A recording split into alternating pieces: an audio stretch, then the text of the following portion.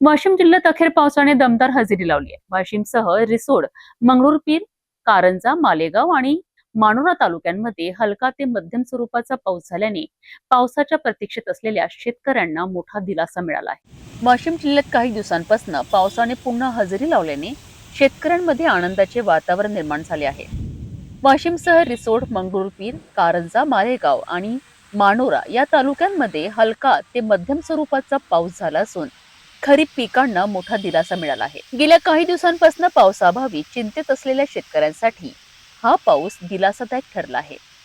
विशेषतः सोयाबीन, तूर, कपाशी आणि हळद या पिकांना या पावसामुळे नवसंजीवनी मिळाली असून शेतकऱ्यांच्या चेहऱ्यावर समाधान दिसून येत आहे। तज्ञांच्या मते आगामी काही दिवसांतही अशा स्वरूपाचा पाऊस सुरू राहिल्यास पिकांची वाढ चांगली होण्यास मदत होईल।